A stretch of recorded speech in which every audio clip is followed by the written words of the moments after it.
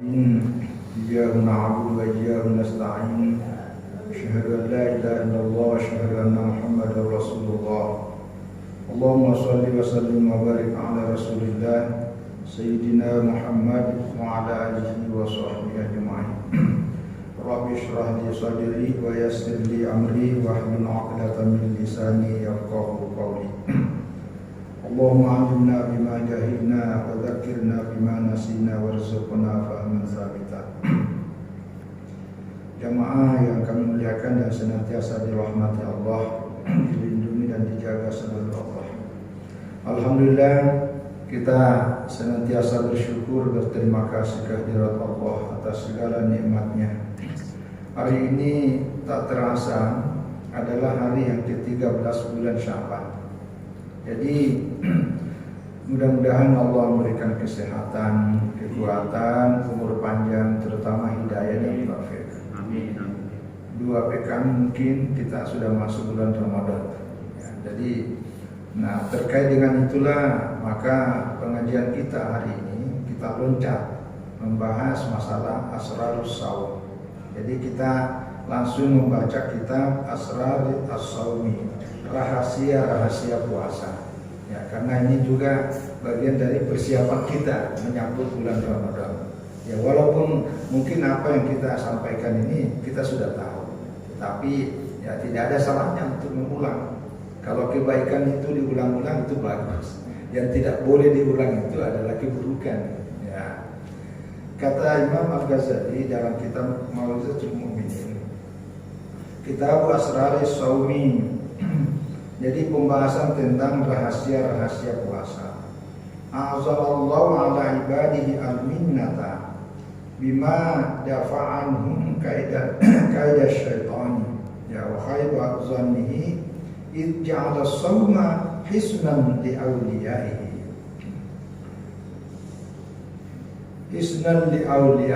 wa junnatan. Artinya jadi Allah melimpahkan suatu nikmat yang besar. Jadi al-azam artinya Allah mengagungkan, ya, memberikan suatu kemuliaan besar. Al-minna yaitu kenikmatan, kebahagiaan kepada kita, ya, hambanya, khususnya kita orang-orang beriman. Dengan ibadah puasa nanti ini kita diberikan suatu nikmat, di mana dengan nikmat itulah kita menjadi bisa menolak, ya, segala macam tipu daya setan, termasuk angan-angan yang kemudian itu yang bisa mengelabui kita, akhirnya tergoda oleh setan. Ja'ala shauma hisnan li awliyaihi wa junnatan. Ketika Allah menjadikan puasa buat kita ini sebagai hisnan. Hisnan itu artinya benteng, ya. Ya, benteng buat kita, dan junnatan dan ya sama. Jadi kalau hisnan ini, junnatan juga perisai. Jadi ada pelindung dari tipu daya setan melalui ibadah puasa. Jadi ibadah puasa ini dibanding dengan ibadah-ibadah yang lain, semuanya punya kelebihan, keistimewaan. Di satu sisi, khususnya untuk ibadah puasa inilah yang disebut dengan azam Allah. Allah itu memberikan keagungan besar. Karena nanti ada penjelasannya sini. Kita itu banyak terperdaya oleh tipu daya setan karena faktor makan, karena faktor minum, termasuk syahwat. Jadi syahwat inilah yang tidak terkendali oleh manusia sehingga terjerumus ke dalam hal-hal yang merusak. Nah, dengan ibadah puasa inilah yang mencoba mengendalikan syahwat, maka itulah nikmat yang Allah sangat besar. Wa qad ja'an sallallahu alaihi wasallam, telah disebutkan di dalam hadis Rasulullah sallallahu alaihi wasallam, as-shaumu nisfus sabri. Jadi puasa itu adalah separuh kesabaran. Ini hadis diriwayatkan oleh Imam Tirmidzi dan Ibnu Majah. Ya, jadi kenapa disebutkan kesabaran? Karena tidak ada satu keberhasilan, ya, dalam konteks dan profesi apapun seorang manusia tanpa ada kesabaran dalam dirinya menghadapi tantangan hidup. Karena 1001 macam angan-angan dan keinginan, dan mungkin semuanya bisa terwujud. Maka disitulah perlu pengendalian. Pengendalian diri itulah namanya sabar. Nah, separuh dari kesabaran itu ada di puasa. Gitu.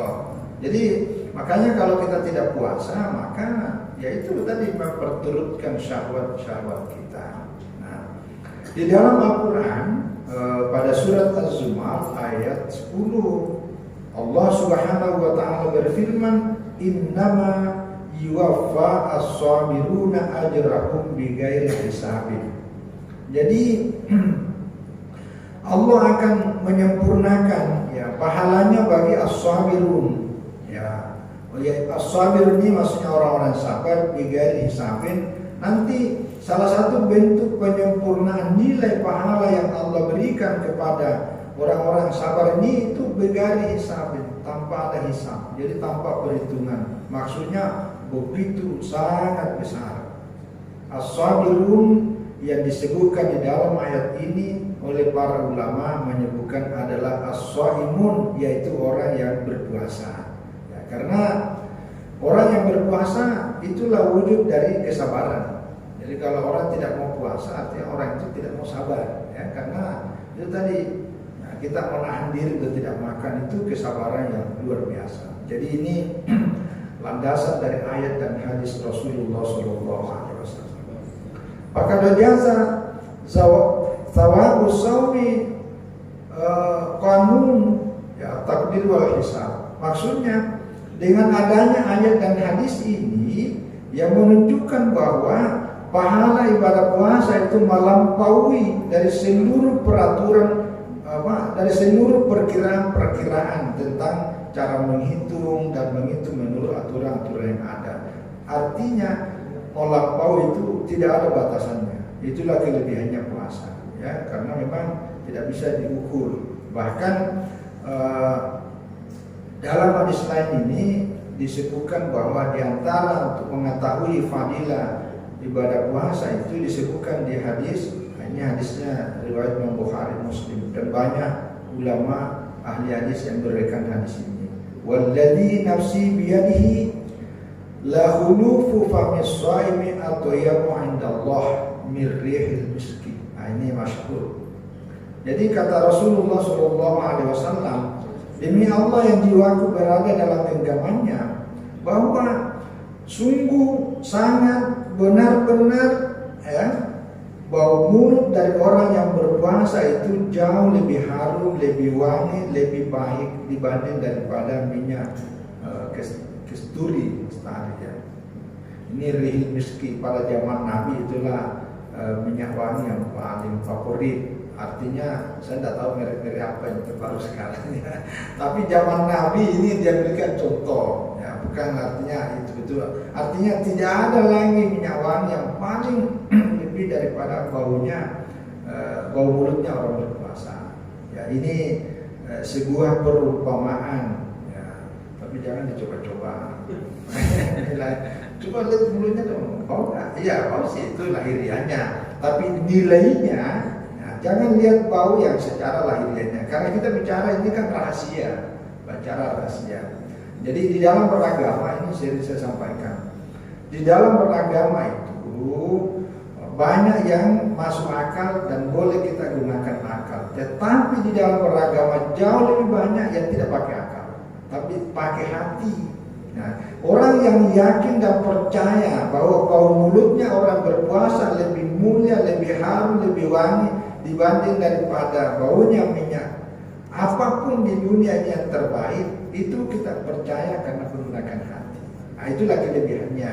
Ya, itu baunya saja, apalagi pahalanya. Itu salah satu contoh. Nah, yaqulullah azza wa jalla, ini hadis. Tapi Rasulullah SAW menyampaikan sebagai firman Allah, namanya hadis kudusi. Ya, hadis kudusi itu isinya adalah berasal dari Allah sama dengan Al-Quran. Cuma bahasanya oleh Nabi Muhammad SAW yang menyusun redaksinya. Itulah namanya hadis kudusi. Ya, kata Allah, innama yadharu syahwatahu wa ta'amahu wa syarabahu li ajli. Ya. Artinya orang-orang yang berpuasa itu rela meninggalkan syahwatnya, ya, artinya tidak menuruti. Ya, kalau orang berpuasa kan mau makan, mau minum, tapi ini ditahan. Ya, itu artinya meninggalkan syahwatnya. Wa ta'amahu, meninggalkan makanannya. Ya, mestinya kalau jam 11, jam setengah 12 sebelum sholat dia udah makan siang, atau lepas sholat makan siang. Itu biasanya. Tapi karena bulan Ramadan ditinggalkan itu. Wa syarabahu, tidak minum. Biasanya mungkin minum apa itu? Minum es. Ya lagi panas-panas gini kan minum apalah. Nah, tapi karena pada bulan Ramadan dia berpuasa, semua itu tinggalkan, bukan karena yang lain, tapi li ajli, hanya karena aku. Ini kata Allah.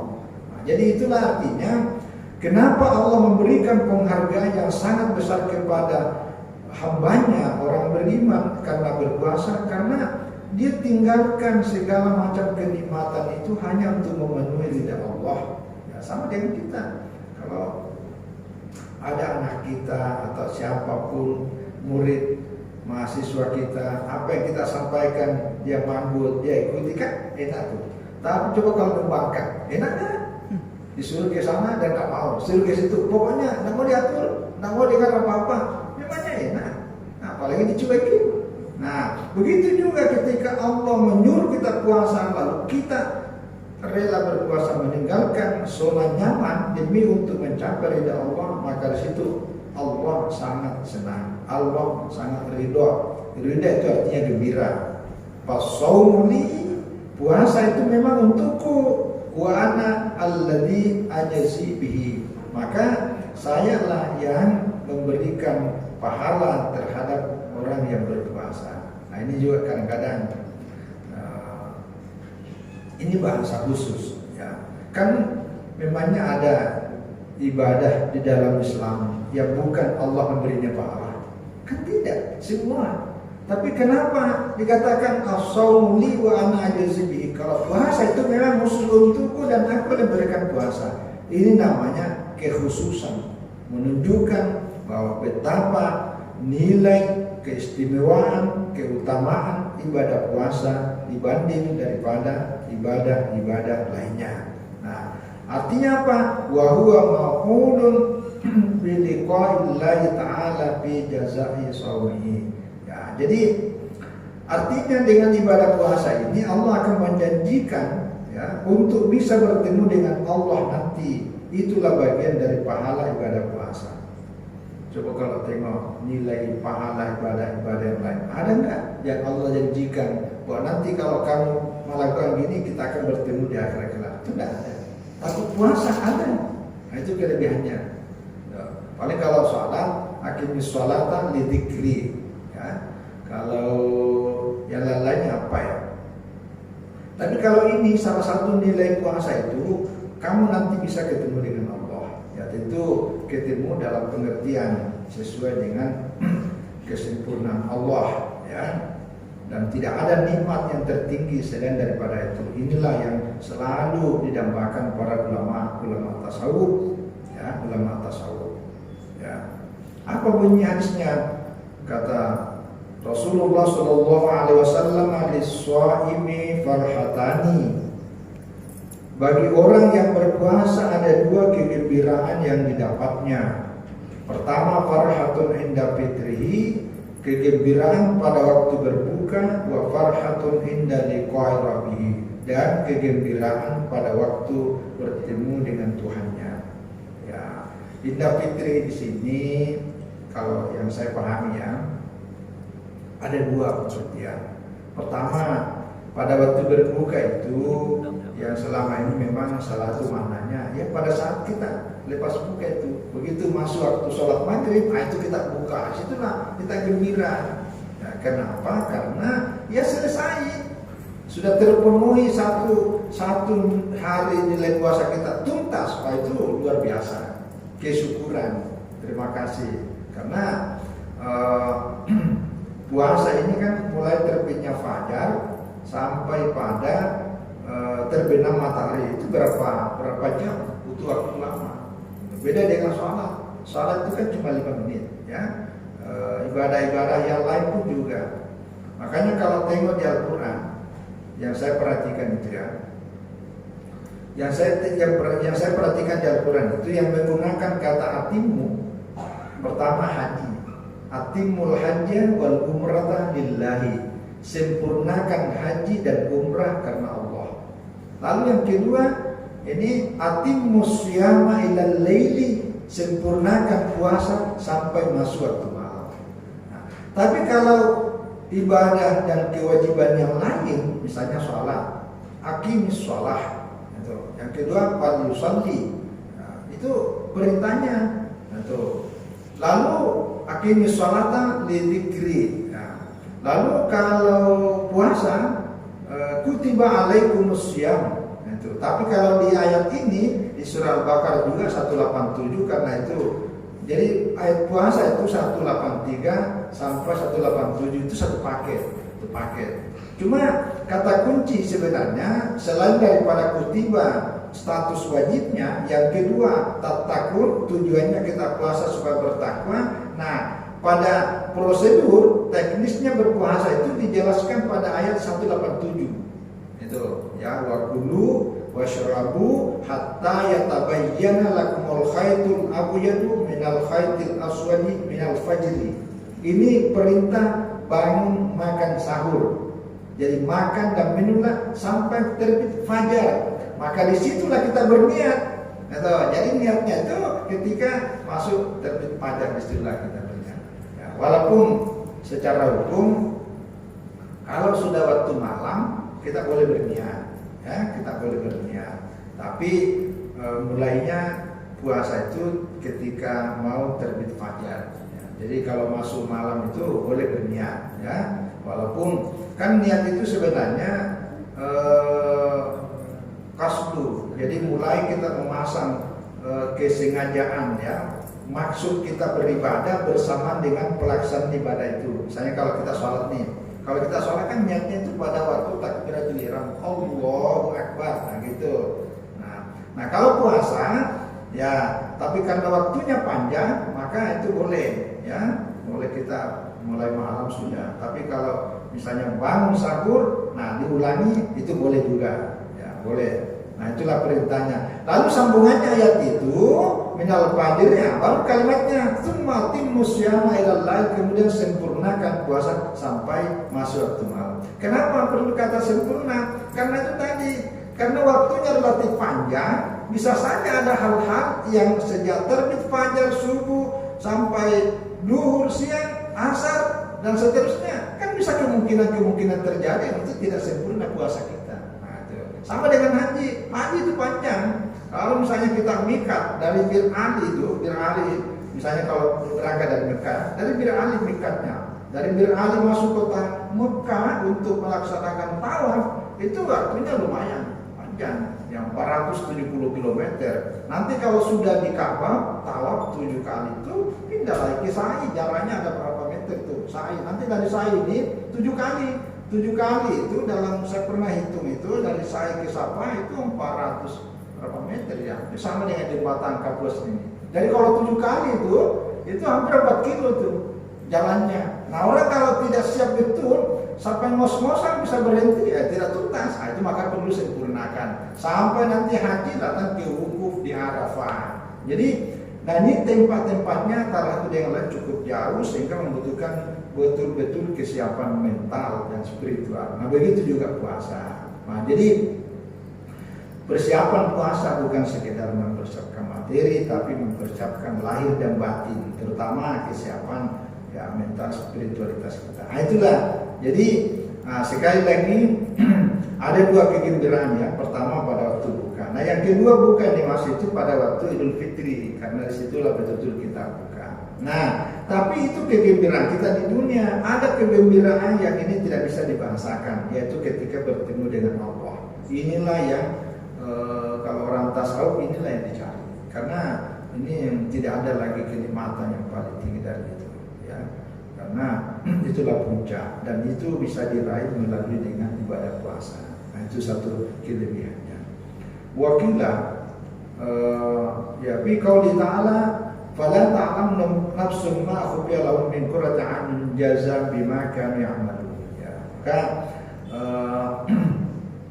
seorang manusia itu tidak tahu tentang apa yang disembunyikan darinya. Min qurrati a'yunin. Min qurrati a'yunin ini artinya sesuatu yang bisa menyedapkan mata. Ini satu kebahagiaan. Jadi kebahagiaan tersendiri di akhirat kelak itu ketika mata bisa memandang segala kenikmatan yang tidak bisa lagi dituturkan dengan bahasa lisan. Itu apa? Jazaan bima kanu ya'malun. Itulah sebagai balasan bagi orang yang berbuat amal. Salah satu amal dimaksud di sini katanya dengan ini adalah amal ibadah puasa. Nah, jadi ini sungguh sangat luar biasa karena tadi menyebutkan tentang orang-orang yang sabar itu adalah puasa. Jadi sekali lagi ibadah puasa inilah yang mempunyai keistimewaan ya dibanding daripada ibadah-ibadah yang lain. Ya. Di anna sauma innama kana lahu. Ya, karena puasa ini memang yang tadi saya sebutkan itu hanya untuk Allah saja. Wa musyrikan binisbati ilaihi. Ya, wa in kanatil al ibadatu kullah lahu. Maksudnya semua ibadah ini sebenarnya kan tidak ada kecuali semuanya untuk Allah. Tapi ibadah yang secara khusus hanya dinisbahkan kepada Allah. Itu menunjukkan satu kemuliaan. Apa? Satu, ini ada dua makna yang terkandung dalam istilah seperti ini. Pertama, an-nasawma kafun wa tarkun wa huwa fi nafsi sirrun laisa fihi amalun bisyahidin. Jadi sebenarnya puasa ini kafun wa tarkun. Kafun itu artinya mengekang kedirian kita. Ya, kita manusia ini masuk ke jurang kebinasaan karena ada ego dalam diri kita yang tidak bisa kita kekang. Maka itulah kelebihannya ibadah puasa. Ya, jadi puasa itulah yang bisa mengekang ego. Ya, orang yang berpuasa insya Allah nafsunya bisa. Cuma kadang-kadang kita makin puasa makin nafsunya besar. Ya, kadang-kadang itu godaan. Ya, godaan. Itu godaan betul.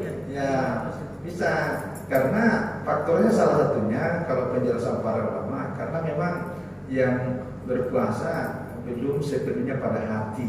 Ya, jadi makanya nafsunya makin puasa malah makin bernafsu. Kemarin saya bilang waktu saya disuatin di TVRI, nanti lihat di TVRI nanti dari kumpulkan pengajian ibu-ibu, baru disuatin TVRI. Nanti tayang di bulan puasa Ramadan. Nah, saya cerita bahwa salah satu kelemahan yang harus kita, kalaupun tidak bisa tuntas pelan-pelan, ya, karena sebelum bulan Ramadan segala jenis makanan itu belum muncul, gitu ya. Tapi pada bulan Ramadan muncul 1.001 macam makanan.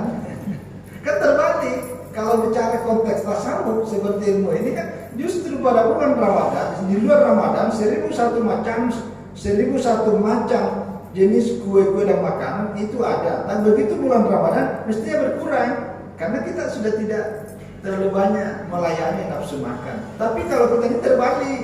Nah, tuh yang kedua, coba tanya tuh yang angkut sampah sebelum Ramadan, berapa kilo, berapa ton sampah dalam setiap hari di luar Ramadan. Nah, bandingkan ketika bulan Ramadan, kira-kira berapa ton sampah? Kan justru meningkatnya sangat tajam tuh, sangat tajam. Ini sebenarnya adalah kritikan terhadap kita. Sebenarnya puasa nggak kita atau enggak? Nah, itu masalahnya. Nah, kalau baca Imam Al-Ghazali, salah satunya karena memang kita berpuasa ini masih cenderung kepada materialnya. Gitu.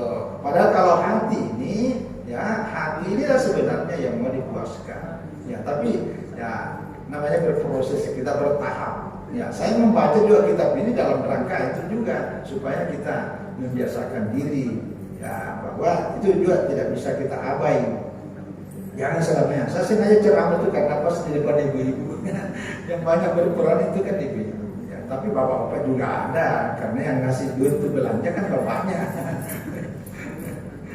Jadi harus kerjasama. Ya, tapi sekali lagi itu bagian dari proses ya, pendidikan ke depannya. Jadi seluruh ibadah itu bisa dilihat. Orang kalau sholat kan dilihat, orang kalau bersedekah kan dilihat, orang kalau haji kelihatan, orang kalau umrah. Kenapa? Pakai baju seragam. Oh, tahu ini pasti jamaah umrah ini. Kalau kita di bandara itu ya, sekarang ini luar biasa, hampir tiap hari sekarang karena dibuka di Saudi tidak ada lagi yang itu.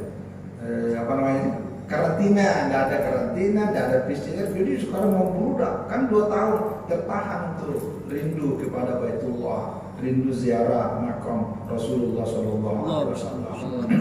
Jadi itu, jadi ketahuan tuh. Nah, tapi kalau puasa kita yang ada di sini kita nggak tahu nih siapa yang puasa Syaban, siapa nggak ada yang tahu kecuali dirinya dengan Allah. Nah, itulah rahasianya. Maka jadi memang dikatakan hanya untukku dan akulah yang memberinya balasan. Yang kedua, wasani annahu qahrul li'adubillahi azza wa jalla. Ya, fa inna wasilata syaitani asyahwat. Jadi puasa itu adalah qahrul li'adubillah. Jadi caranya Allah memaksa musuh-musuh Allah itu melalui puasa. Jadi qahrul itu artinya maksa. Jadi mengekang musuhnya Allah. Siapa musuhnya Allah? Musuhnya Allah itu adalah syaitan. Fa inna wasilata syaitan asyahwat. Sementara setan sebagai musuh kita yang nyata ini, salah satu modal amunisi pelurunya setan untuk menggoda manusia itu adalah syahwat. Syahwat artinya kemauan, kecenderungan, ya semua yang enak-enak, semua yang nyaman-nyaman, itulah syahwat. Itu nama syahwat. Gitu. Maka ketika syahwatnya ini kita rem, ya, kita kendalikan, maka setan juga bisa terkendali.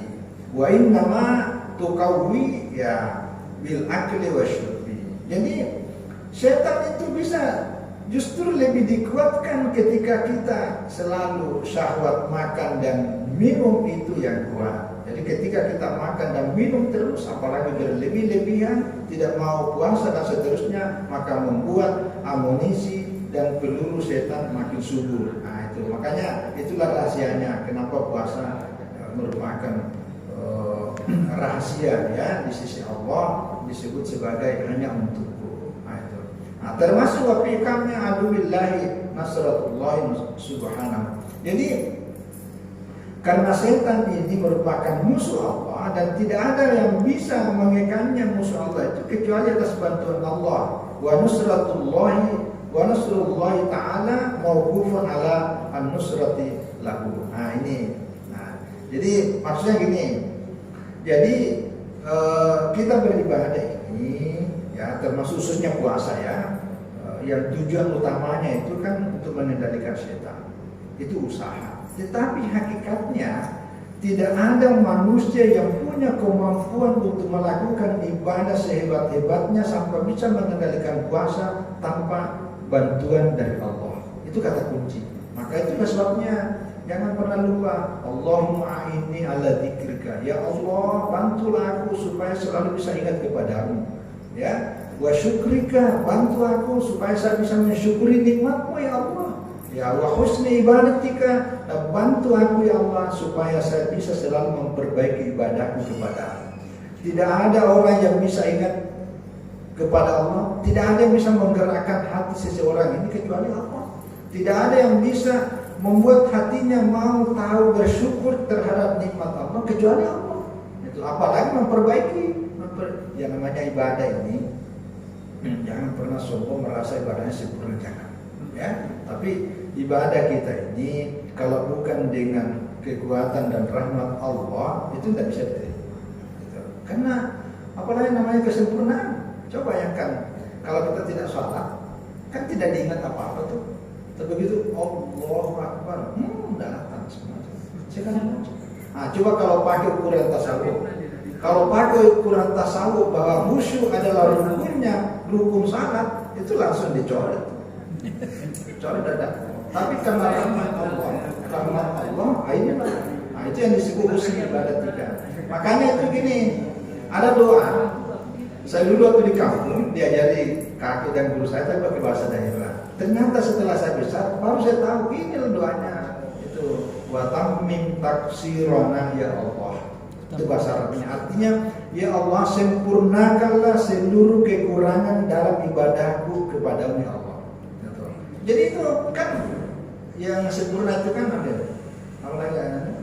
Allah Rabbana taqabbal minna salatana wa siyamana wa qiyamana. Ada yang panjang, ada yang pendek. Wa khusyu'ana wa takhasyu'ana wa ta'abudana. Itu ada kalimat terakhir. Wa tammim Tamim itu artinya ya Allah sempurnakanlah taksirana segala kekurangan ibadah kami ini. Tamim aja sempurnakan. Jangan tanya, itu kan tidak ada hadisnya Ustaz. Itu bid'ah. Nabi tidak pernah baca doa gitu. Bukan. Jadi kalau berdoa itu ada ibadah, ada doa yang ada dalam salat itu memang tidak boleh. Itu memang tidak boleh, itu dapakem. Jadi ibadah di dalam salat itu misalnya dalam salat ada berli wah jini maafin apa ini. Itu tidak boleh diganti. Wah saya bacanya Rabbana atina. Itu tidak, karena itu memang doa sudah dipatenkan di situ. Tapi kalau doa di luar salat itu boleh. Itu tidak apa-apa. Jangan salah paham bilang jangan pernah berdoa kalau Rasulullah tidak pernah mempraktekannya, itu bid'ah. Padahal itu isinya bagus kok, cuma bahasanya bahasa Arab. Kalau yang diajarkan guru saya bilang begini, dalam bahasa daerah, beliau bilang mengatakan, ya Allah, terima sempurnalah segala kekuranganku dalam beribadah hanya karena rahmat kasih sayangmu ya Allah. Nah itu, karena kalau kita tidak ada sempurna, tapi walaupun kecil, tapi Allah bisa menerima dengan sesempurna mungkin. Nah, jadi makanya kita itu tidak boleh sombong melihat ibadah kita, tuh, tidak boleh, ya. Nah, jadi makanya ulama itu selalu tawadu. Inilah persembahan. Itu yang dimaksud. Itu salah satunya, ya. Jadi tidak ada satu kekuatan yang bisa mengalahkan musuh Allah kecuali atas pertolongan Allah. Nah, tapi wa nasrullahi ta'ala mawqufun ala nusratillah. Tapi pertolongan Allah itu juga tergantung kepada pertolongan kita kepada Allah. Nah, jangan Anda mau ditolong tapi tidak mau berkorban. Nah, itu juga, ya. Jadi makanya, nah ini sebagaimana disebutkan dalam firman Allah, in tansurullah yansurkum wa yutsabbit aqdamakum. Itu di surah Muhammad ayat 7. In tansurullah, jika kamu menolong Allah, yansurkum, Allah pasti menolong kamu. Maksudnya menolong Allah itu menolong agama Allah, ya, termasuk berdakwah. Ketika kita mensiarkan nilai-nilai agama, mengajarkan agama dengan baik dan benar, yang tidak tahu menjadi tahu, yang salah paham bisa benar paham, dan segala macam syiar-syiar ini kan macam-macam ya. Jadi syiar itu bukan cuma ustaz. Seorang ekonom kalau dia berekonomi dengan baik dan benar kan mantap tuh, itu ya dakwah. Seorang guru, seorang dosen kalau dia mengajar dengan baik kan mantap tuh. Jadi seorang pejabat ketika dia menjalankan jabatannya dengan baik dan benar itu syiar. Itu, nah itu masuk kategori intan surullah, jika kamu menolong Allah yang surkum, Allah pasti menolong kamu. Wa yusabbit aqdamakum, dan mengokohkan kedudukanmu. Nah, ini penting nih karena kedudukan kita ini yang namanya istiqomah itu kan tantangannya luar biasa ya. Jadi selalu doa kepada Allah. Ya, salah satunya muqallibal qulub tsabbit qalbi ala dinika, kokohkan hatiku. Ya. Nah, berikutnya famin hadzal, ini sudah menutup ini. Jadi maksudnya ini famin hadzal wajhi syara shaum babal ibadah. Nah, dengan penjelasan inilah maka jadilah puasa ini merupakan pintunya ibadah. Jadi ketika kita berpuasa maka pancaran-pancaran ibadah lain juga mengalir karena hati kita sudah ditaklukkan. Artinya setan ini sudah bisa kita kalahkan, maka ibadah-ibadah yang lain menjadi gampang. Maka inilah nanti wa id azumat fadilatuhu ila hadzal al-haq fala budda min bayan. Artinya ya, karena ini sudah sangat jelas keutamaan puasa sangat besar, maka akan menjelaskan nanti. Jadi ada syarat-syarat zahiriyah, syarat-syarat batinnya dan seterusnya. Nah ini akan ada penjelasan fikihnya ini. Jadi mudah-mudahan waktu memungkinkan nanti.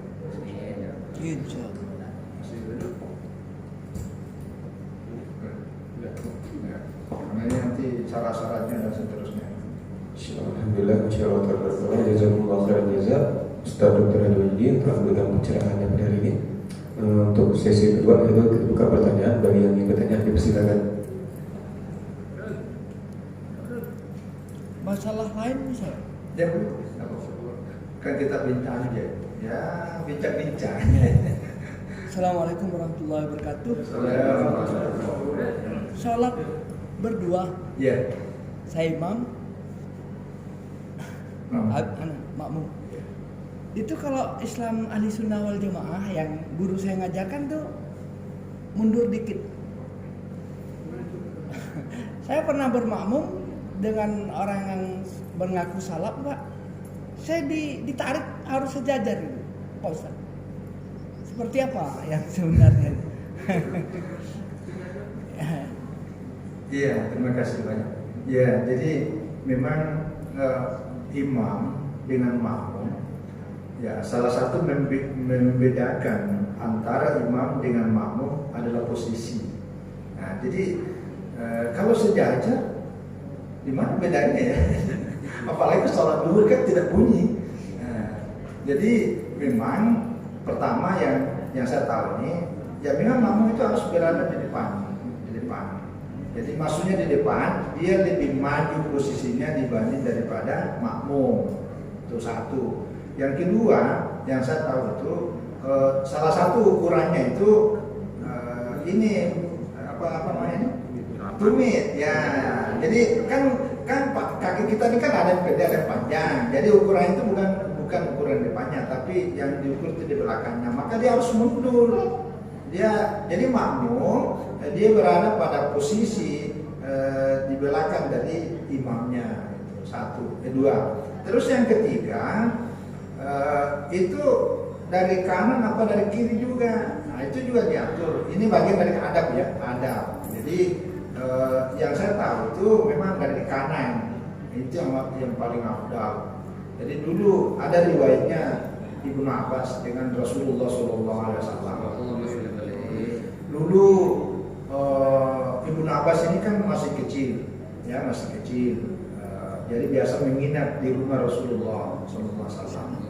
Nah, salah satu istri Rasulullah tempatnya menginap itu namanya Maimunah. Kebetulan Maimunah ini bibinya Ibnu Abbas.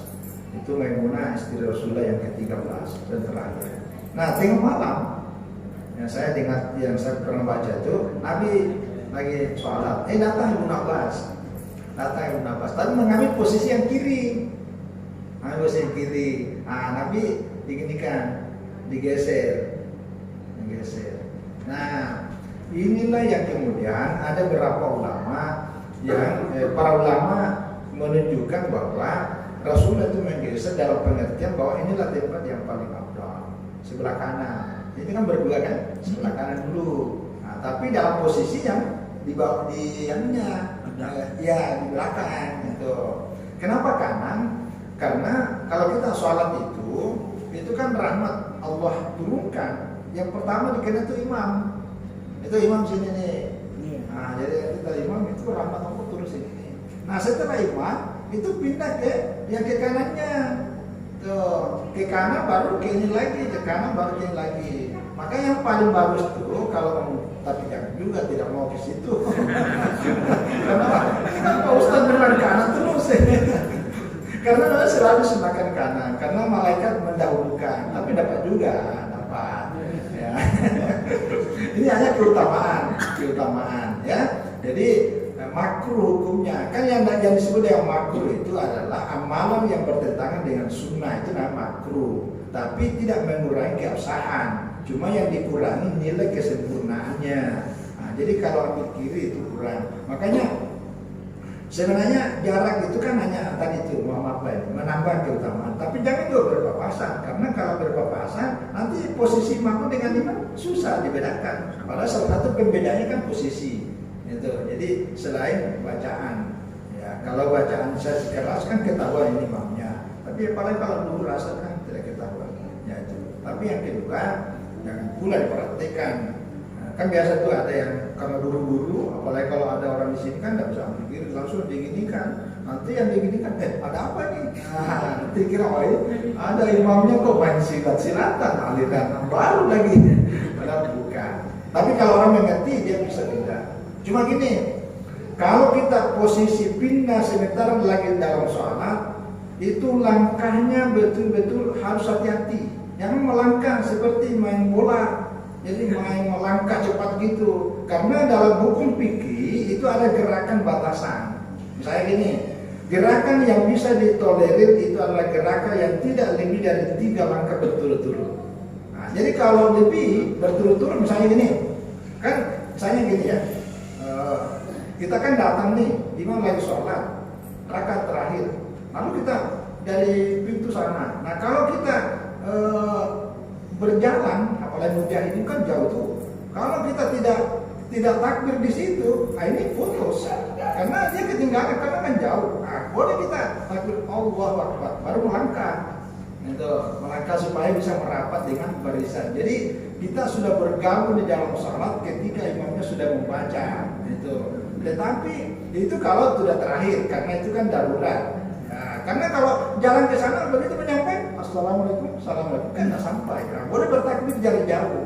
Tapi kalau dalam posisi itu bisa, kalau bisa misalnya melangkah. Cuma melangkahnya gini, melangkahnya itu begitu diangkat kaki berhenti dulu, itu satu. Langkah lagi, berhenti lagi. Nah ini kan sudah 2 kali, tapi tetap hitungannya masih 1 karena berhenti dulu baru melangkah berikutnya. Nah melangkah lagi kan sudah 3 kali tuh, tapi karena berhenti dulu baru bergerak tetap dihitung 1 langkah. Tapi kalau bergerak just itu 3 kali tuh.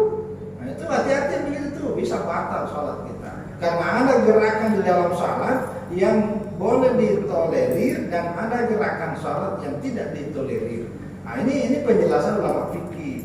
Nah jadi seperti itulah yang saya tahu. Ini terutama dalam hal ketika kita masbuk, apalagi kan kita biasa itu bergerak kan. Nah, begitu ya kalau ada mundur, kan biasa mundur tuh, kan berdua makmum. Nah makmum kita kan berdua nih. Nah posisi ini, ada lagi orang ketiga datang. Nah orang ketiga datang, mestinya itu orang ketiga itu di sini posisinya. Nah kira-kira siapa yang mundur nih? Imam atau makmum? Dan yang begini pada posisi begini imamnya yang maju. Nah, iya. Kecuali kalau di tempo jangan lah, nanti ketabrak.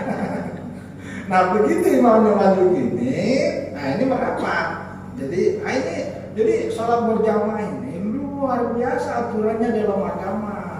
Jadi itulah. Jadi sholat berjamaah ini kita diatur bagaimana ketertiban di dalam organisasi.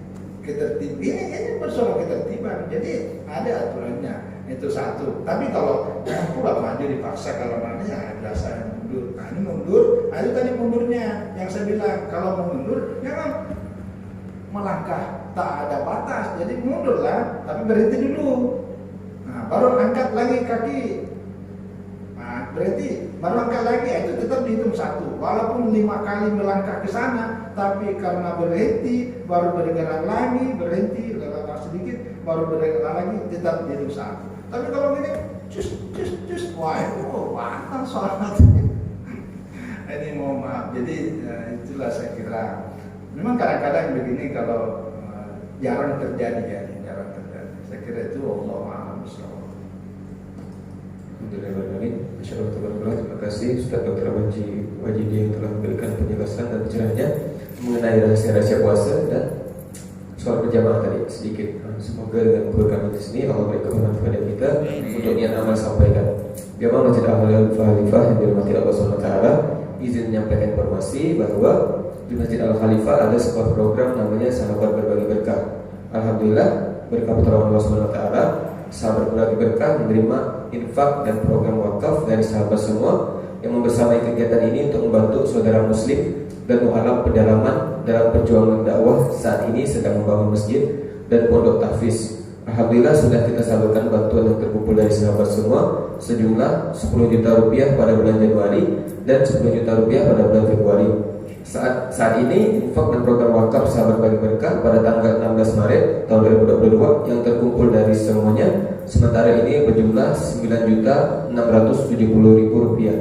Insya Allah kita terus mengajak sahabat semua beserta seluruh keluarga untuk ikut ambil bagian dalam program ini. Wakaf minimal 20.000 rupiah per orang. Maksimalnya tak ada batas sesuai kemampuan kita. Untuk membantu saat ini kita fokus ke pembangunan rumah salah satu mu'alaf supaya lebih dekat dengan masjid. Alhamdulillah udah ada tanah wakaf yang tersedia di sana dan masyarakat sana gotong royong membantu proses pembangunan rumah salah satu mu'alaf tersebut. Semoga Allah memberikan balasan terbaik untuk semua yang ikut ambil bagian dalam usaha dakwah dan berbagi berkah ini. Semoga menjadi asbab Allah ridho dan dimasukkan kita semuanya beserta seluruh keluarga kita ke dalam surganya Allah bersama seluruh keluarga dan bertemu dengan Rasulullah SAW. Mungkin itu yang dapat Fakih sampaikan. Mohon maaf atas segala khilaf dan kesalahan. Mungkin banyak kalau berlebihan dan banyak salah kepada hadirin yang mendengarkan. Selanjutnya, insyaallah minta Ustaz untuk baca doa. Baik, a'udzubillahi minasyaitonir rajim. Bismillahirrahmanirrahim. Alhamdulillahirabbil alamin wa iyyaka na'budu wa iyyaka nasta'in. Ya rabbana lakal hamdu kama yanbaghi li jalali wajhika wa 'azimi sultanik. Allahumma shalli wa sallim wa barik 'ala sayyidina Muhammad wa 'ala alihi wasallam. Allahumma inna nas'aluka mujibati rahmatika wa 'azaimi maghfiratika wa salamata min kulli ithmin wa ghanimata min kulli ithmin wa nismata min kulli dhanbin. La tada'lana dhanban illa ghafartahu wa la hamman illa farajtahu wa la maradan illa shafaytahu wa la hajatan illa qadaytaha ya arhamar rahimin. Rabbana taqabbal minna salatana wa siyamana wa qiyamana wa takhashshana wa tadarrana wa ta'abudana wa tammin taqsirana ya Allah ya arhamar rahimin. Allahumma 'allimna bima jahilna wa dhakkirna bima nasina wa rizqna fahman thabita. Rabbana ighfir lana wa li walidina warhamhum kama rabbayana shaghira. Rabbana atina fid dunya hasanah wa fil akhirati hasanah wa qina adzabannar. Allahumma inna na'udzubika min 'ilmin la yanfa' wa min qalbin la yakhsha wa min nafsin la tashba' wa min du'ain la yustajab.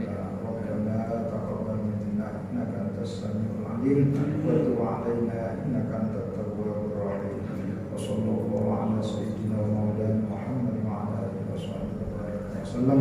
Subhana rabbika rabbil 'izzati 'amma yasifun wa salamun 'alal mursalin walhamdulillahi rabbil 'alamin. Allahumma shalli 'ala sayyidina Muhammad.